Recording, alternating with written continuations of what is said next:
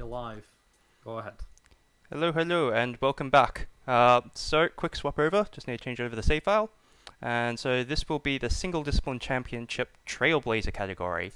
So once you've unlocked further into the game, you unlock these World Championship events. We've got Land Rush, Trailblazer, Rallycross, Rally. We're going to be doing the Trailblazer one. And so the aim of this category is to get first place in all 4 of these events, or 5 depending, or 3 depending on which other discipline you're doing. Don't need to do that. Don't need to do that at all. And so we will be starting off the run with Norway for a skip, as well as just menuing works out better. So, with that out of the way, we can start in 5, 4, 3, 2, 1, go. So the Trailblazer category is basically just a bunch of really high-speed rally racing, fastest cars in the game.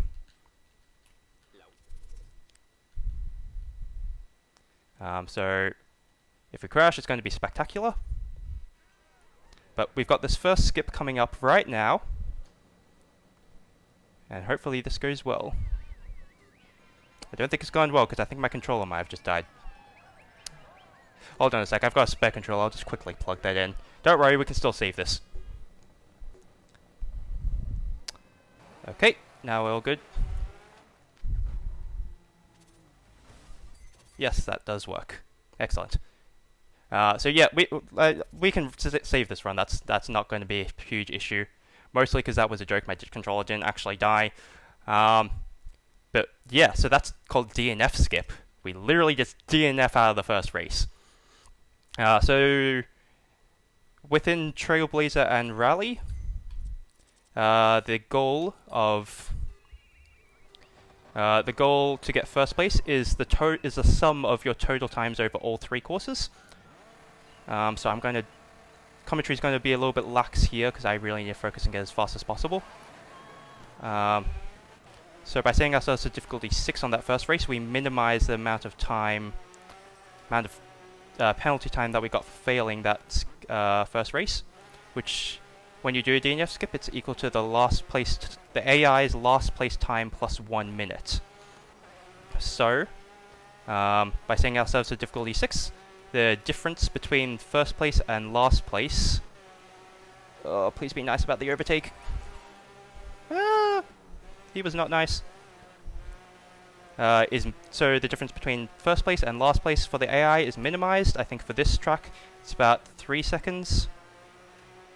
So we need to make up 1 minute and 3 to 4 seconds on whichever AI is going to come first place in this race.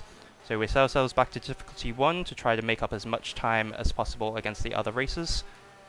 Oh my god, these overtakes are not being nice. And this is a very RNG dependent category. Norway is the most difficult. There's a 90% chance of failure at the end of this, so I do not expect to get first place, especially with that start. So there's essentially 3 different RNG factors to whether this category will even work at all. So this is more of a route showcase rather than actually going to be a valid run. So 1 is the first place AI's final time. 2 is the last place AI's time on the actual DNF skip, and 3 is all this traffic RNG and all these overtake points we have to deal with. So ideally I want to aim for a 2 minute and 56 second time. I've been a bit slow at that start point, so I think we're already past that.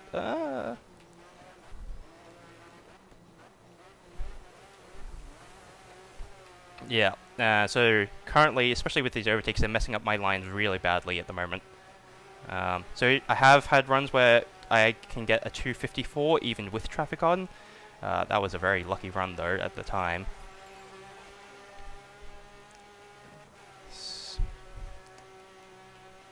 But yeah, so the world record currently does use this route, so we kind of have to go with it at the moment. I'm playing it a little bit safe, a little bit slow just so I don't crash out. Because we're most likely not going to get first place in this event with that DNF skip, even though it is theoretically possible. However, if we're lucky, this will actually work out. We'll take a look at the final times at the end, just to show off how close of a run this is.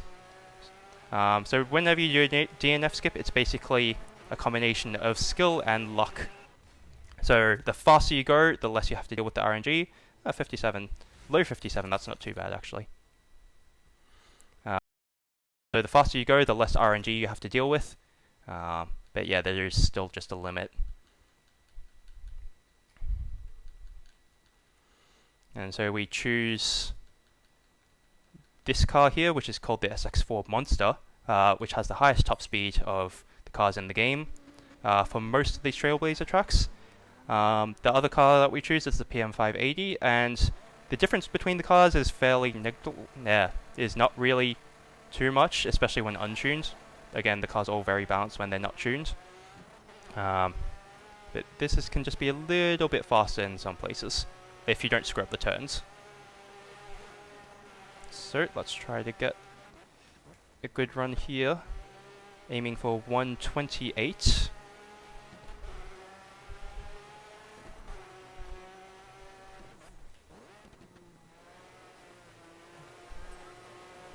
Nice smooth corners that we want to aim for. I don't like having to overtake at this section. Is he on the inside? He's on the inside. I have to go around the outside. But yeah, if you have any slowdown at all, it is very difficult to get 128 on this course. So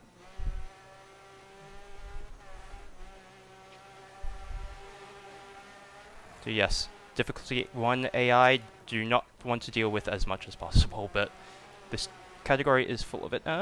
Choose which. Don't go in the center. Can't tell what you're doing when you go in the center. Typically, if you overtake the AI on a straightaway, they do recognize that you're going to overtake them, and they will move to one side or the other. But if there's even a slight corner, they will stick on their racing line. The worst possible case is when you have to overtake two AI at the same time, and the back one is trying to overtake the front one, and then there's just no room to overtake either. So let's take a quick look at the final times here. Oh my goodness, that was... wow. I've never seen the first place AI get a 242 before. Normally it's like a 640 is the good RNG. That was fantastic RNG. If I'd gone like literally a millisecond faster, we would have had an actual run on our hands. I'm so sad by that. Oh my god. We got the good RNG on the actual marathon run. I wasn't expecting that. And I screwed it up as well. Because marathon safety.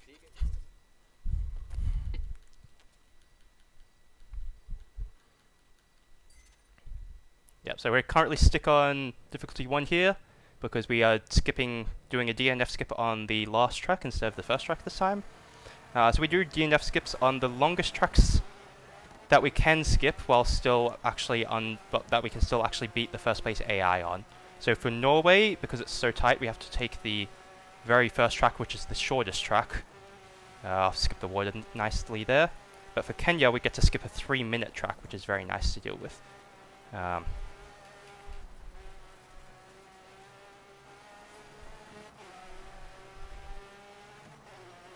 So yeah, for this track, that first corner that we just did is basically the only corner, only real corner that we have to deal with. Avoid that boulder, because I've definitely crashed into that way too many times. So Kenya is a very straight track. This is the only course where using the SX4 Monster has a significant difference, even when untuned. All the other cars just can't reach the top speed, and this is a very top speedy track. But Kenya is also a bit dangerous for those metal plates. And overtaking AI along those metal plates is also another very dangerous overtake point, so we hopefully do not want to deal with that RNG as well. Because it's very easy to crash if you have no grip going over those metal plates. So looking for about a 126 here. Should be good for it. Oh, nice 125.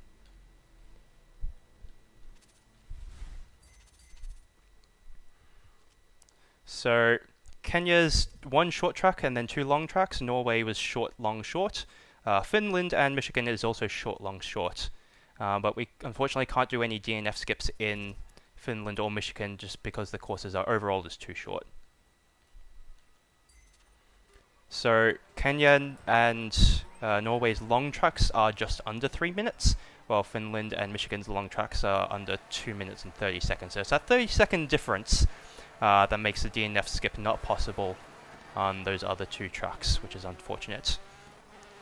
DNF skip is much easier during an actual any % run, because you normally don't have to deal with 3 events. You usually get 4 or 5 events that you can do DNF skip.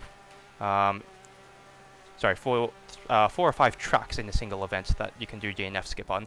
So you get like a whole extra track to make up time on the AI for. There is a couple of tracks where getting second place can have get out of the way. That you can get a second place on. However, due to even with that second place, you get enough points to move on through the career. So it's not. So again, it's much easier. So even if you do get bad RNG on one, it's still perfectly safe to do the to continue with the run during an actual any % run. But we don't get to DNF skips until...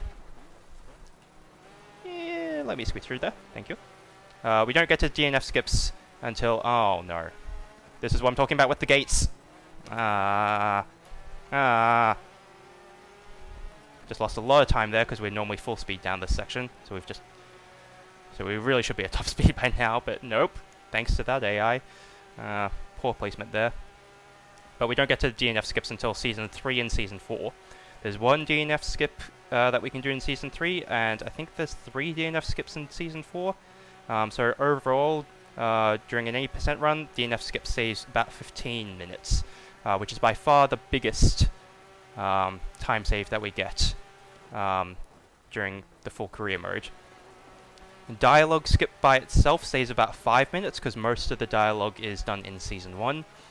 There's a little bit in Season 2, but... yeah. So skip the water there again.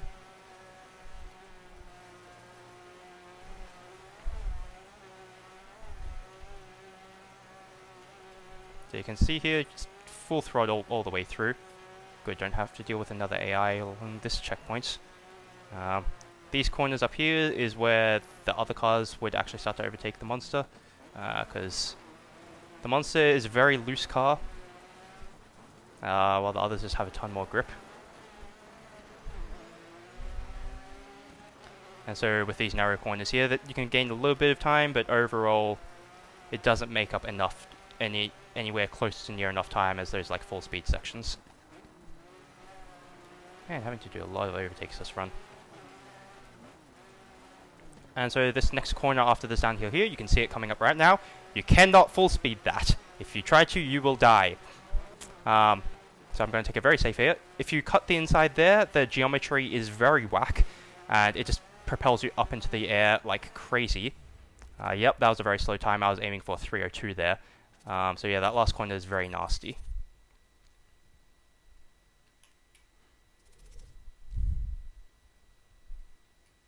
So always just play that safer than it needs, because crashing is bad. Good commentary, good commentary. Yep, so DNF skip for this track here. We will be going to difficulty 5 though, just because it sets up the difficulty for Finland and Michigan. Because doing difficulty 6, DNF's difficulty 6 Michigan is very difficult for some reason. And doing difficulty 5 on here, the AI, the first place AI and the last place AI is at maximum about 10 seconds apart. On difficulty 6 it's normally about 3 to 4 like I mentioned before, so we're not really losing too much time here. And there's a lot of, and with good RNG is about 20 seconds below. Oh, that's, yeah, very close. At least we got a successful DNF skip. Yay! Way closer than it needed to be though. Like I lost 4 seconds in that second race, so thanks to the AI. But yeah, this Kenya one has a much higher chance of actually succeeding. It's still failable with bad RNG. But the failure rate on Kenya, I would say, is about 20%, while the failure rate on Norway is honestly about 90%.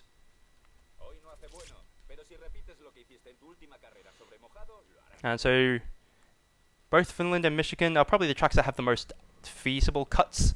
So like I mentioned before, the cuts with the other disciplines are normally you get too much of a bounce to be consistent with them, and so you just lose too much time bouncing and jumping over the grass. But for Trailblazer, your car's a little bit raised, especially with this monster, and they also flatten the geometry. And so we're doing Finland right now, and back in season 1 run, I mentioned the gutter running technique. Not possible because they flatten out the gutters for Trailblazer, which is unfortunate because I like gutter running.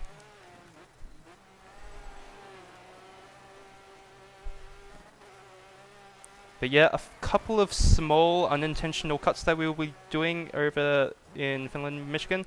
There's one in this track here, towards the end of the race. But the long tracks are always a combination of both short tracks, and so since we've got short, long, short in this one, we're basically doing the reverse of the first. We are doing the first half of the long track here, and for the third short track, we will be doing the reverse of the first half of that long track, because good to reuse assets and just reversing tracks is a very easy way to save on assets and coding, and it just feels like a new track anyway, so I really don't blame them. First cut coming up. Squeeze between here. Always a bit scary, that one. Lost my bumper. Ideally, I'd wanted 135 there.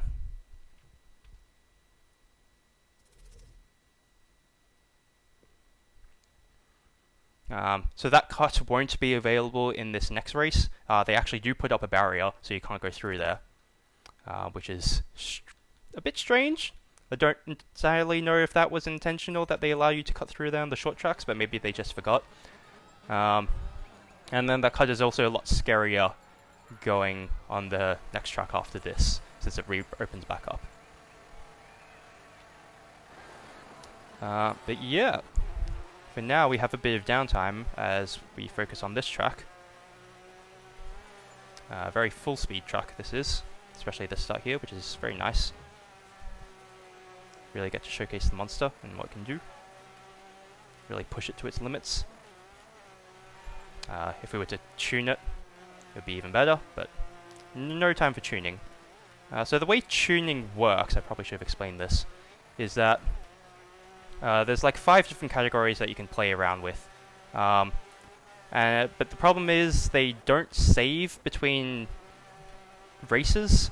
If they saved throughout an entire event, then it might be useful to apply a tuning to it. And you can, but unfortunately there's not. They don't do that, so you would have to reapply the same tuning every single time, which is very annoying. You can save presets. Oh no, bad oversteer there. And that's why we choose difficulty 5 and not difficulty 6, because if I had chosen difficulty 6, we would have been screwed based on that one spin out. Yep. But for the most part, should still be able to clutch out first place here.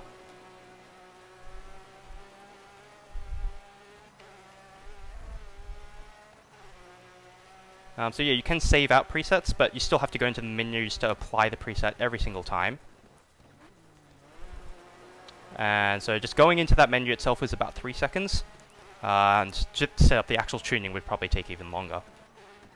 And so, yeah, we want to minimize as many menus as possible, which is why we take the route through Norway on difficulty 6 and then end on difficulty 5 in Kenya. So we'd never have to readjust the difficulty again.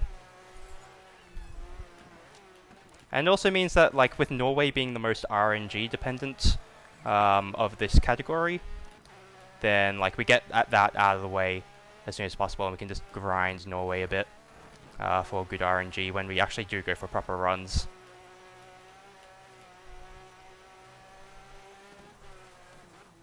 Say hello to the lighthouse. Actually, is that a lighthouse? I don't know. I just always assumed it's a lighthouse, but it's a very short lighthouse. Now that I look at it. Maybe it's just European lighthouses are shorter.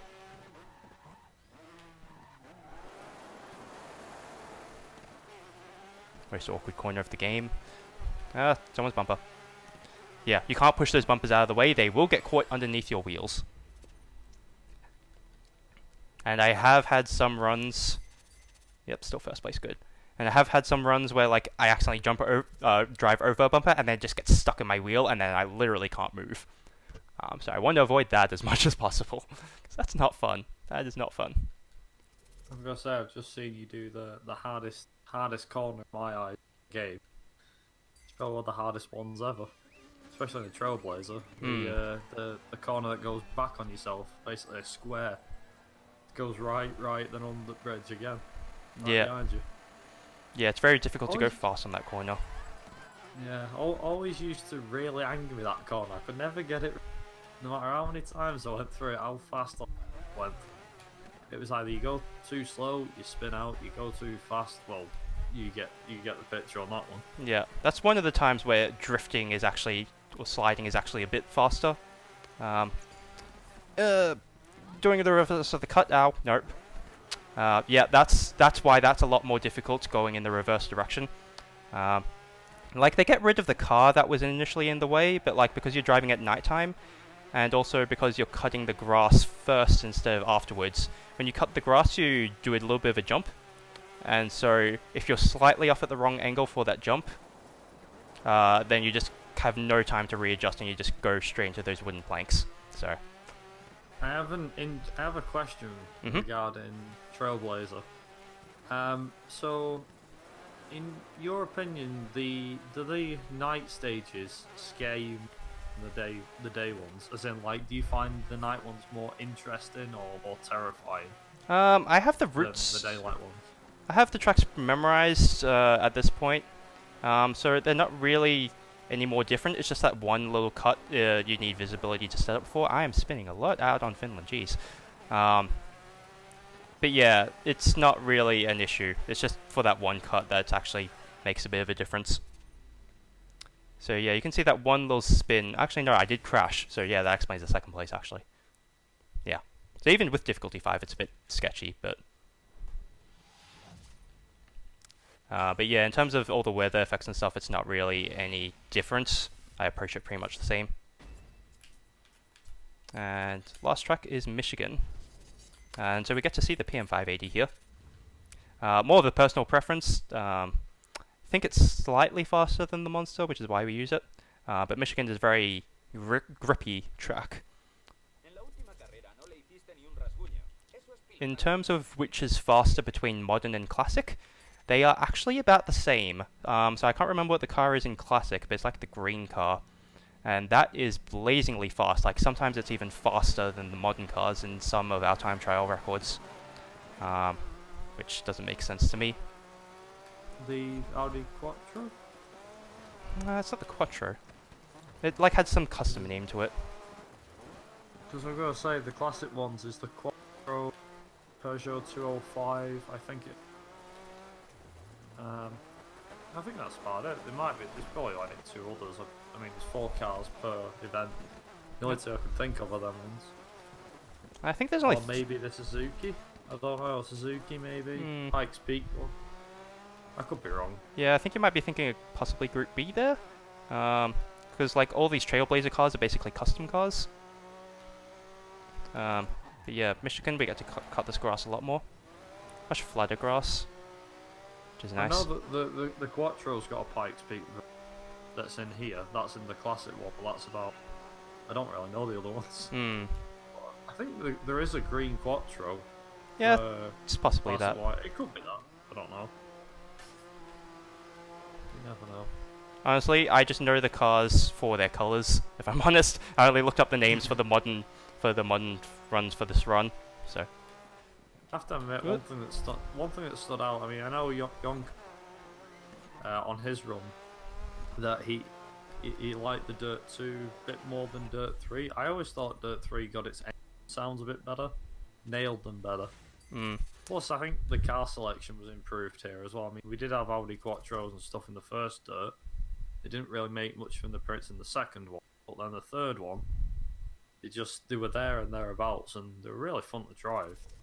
Trailblazer, I think, to be honest, Trailblazer is like the most frantic and obviously one of the most, the most frantic and quickest runs that there is, I think, in terms of championships. Yeah, absolutely. By the looks of it, I mean, even if it might, I don't think it is. Is it the shortest like individual championship? I presume so. Only because of DNF skipping. It's I think it's the Land Rush / Buggy Championship that's actually the fastest, simply because there's less courses that you have to do. So Trailblazer without DNF skipping is about 40 minutes, if I recall correctly. No, just under 40 minutes actually.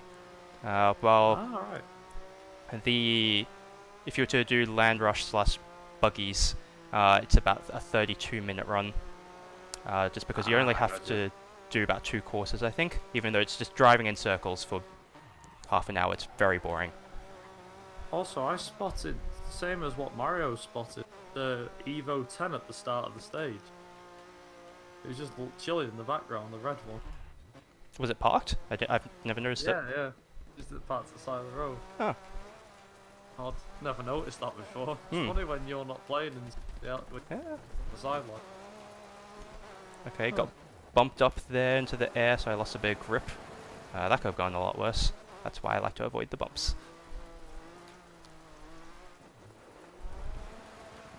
The only time we see an Evo 10 is with Gymkhana. Which, incidentally, Gymkhana is the only class that's not balanced for speed. They're just like balanced for fun.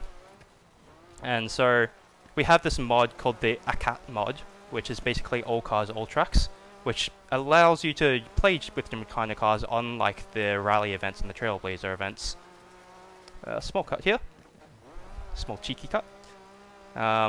And it turns out that Evo is actually the fastest of those cars by far to run with, so a little fun fact there. If we were able to use them, that's the one we would use. We do have an ACAT leaderboard, so we can actually do runs for individual levels with that mod enabled, which can be quite a bit fun. But I also noticed that running with that mod, my game seems to stutter a bit more, so I'd prefer to have it turned off.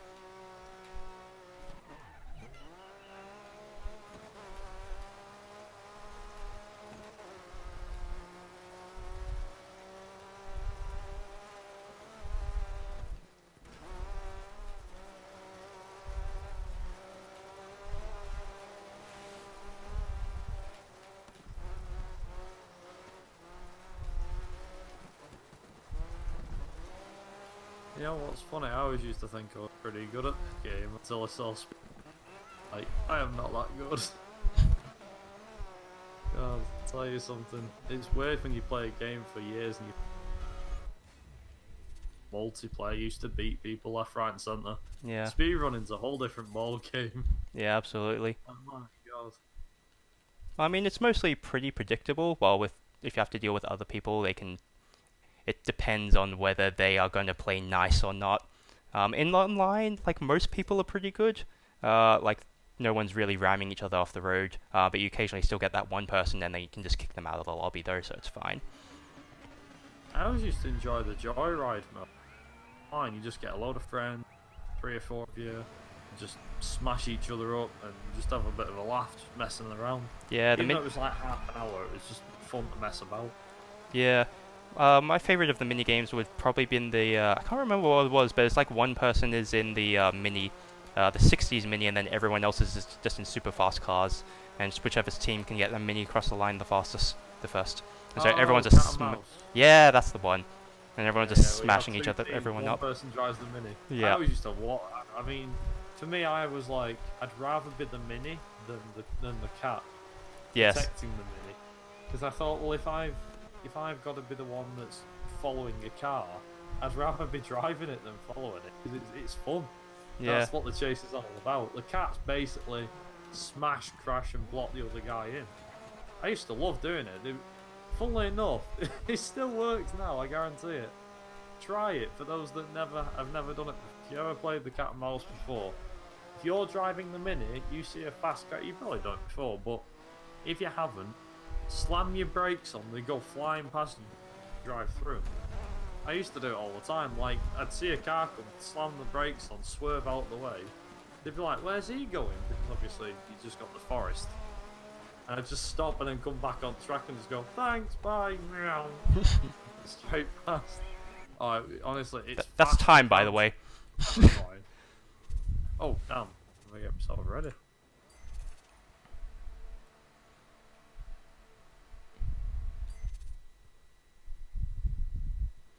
Yeah, sorry, Shove, giving you a bit more of a heads up there.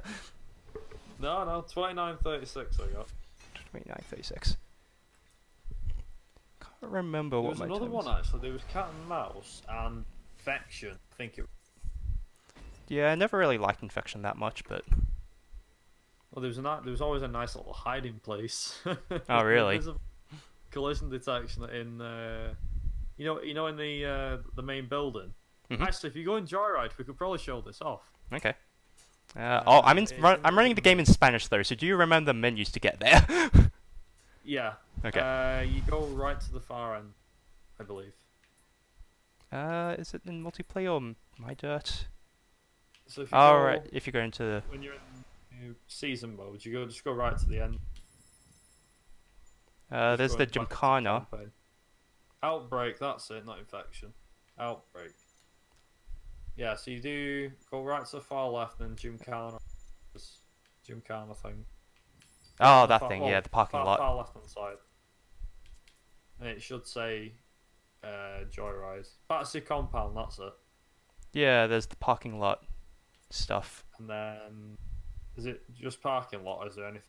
There's parking lot, depot, and power station.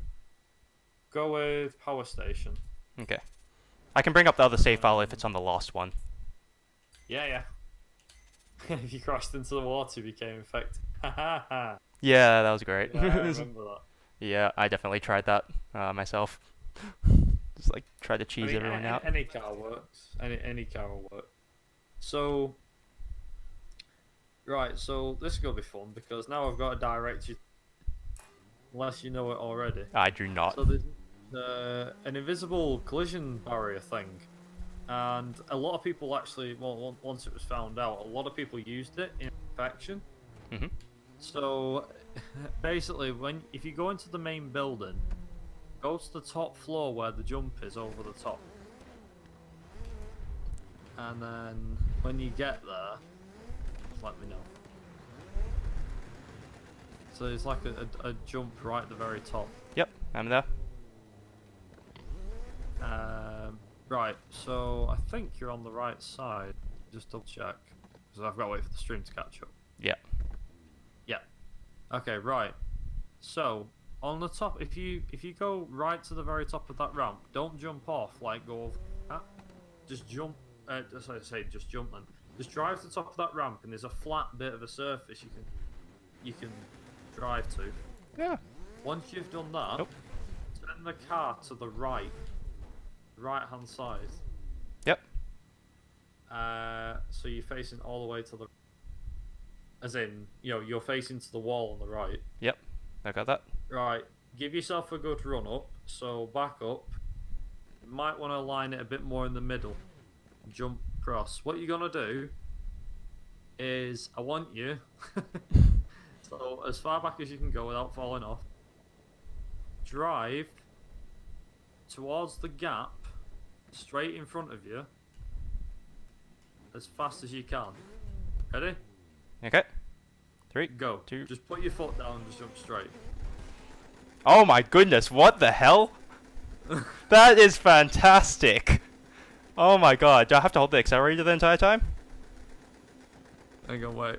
There we go. Nope. Oh my god, that's fantastic. I love that. Yeah. There you go. Oh, that's a great note to end on. For those that have never seen this is basically the infection-free zone. So, this weird glitch is useful for if you play Infection. Now, if you're on the free map, which usually most people do, the car will stay in the air, and no matter how many times you get hit, regardless, from behind, you can never get infected. Now, it doesn't always work. You can get infected sometimes, but for the most part, say you get the Mini Cooper, you can get away, and cars can barely get near you. And when they do, they can't infect you. The collision detection's a bit weird. When you get bored and you want to get down, you can just reset, and it'll put you down. It'll put you back either on the floor below or back on the ledge where you originally were. Clever, isn't it?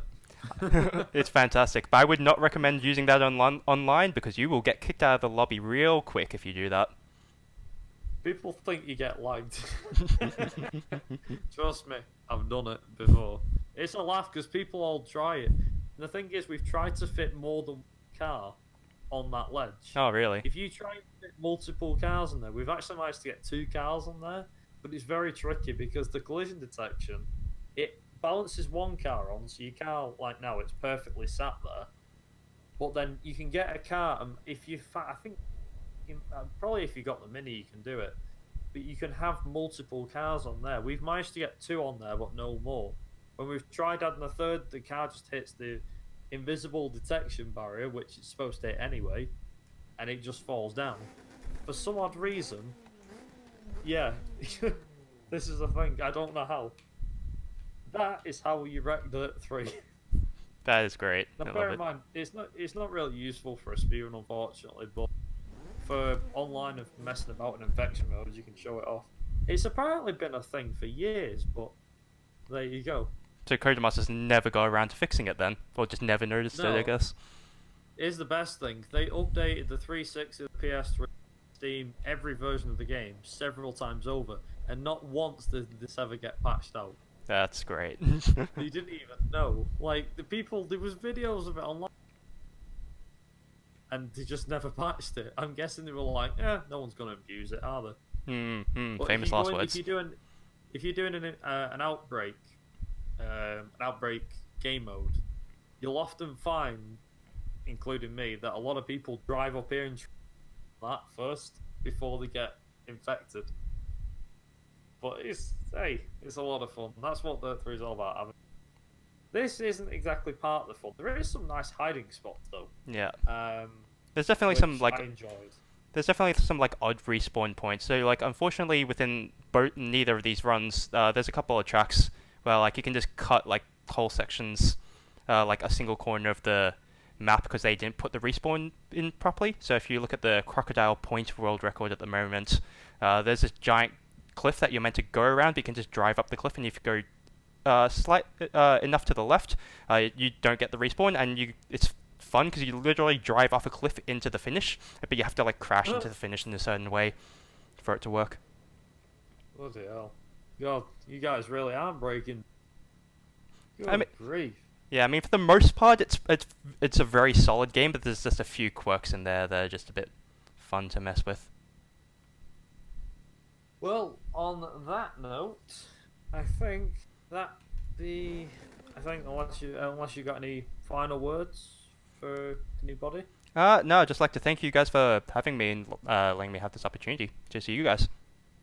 Yeah, no worries. Thank you very much for being part of McRaeathon. We very much appreciate having your run. It's been absolutely awesome to watch, and to have both of your runs as well. I'm glad we managed to fit both in, and it was to our satisfaction and to yours, of course. And on that note as well, and on that bombshell, so to speak, we're actually going to just go to a quick intermission, and we'll be back very, very soon with final thoughts of day one from myself and from Joseph, who will hopefully join me in the commentary box, as they say, for F1. And yeah, we'll be back very, very shortly.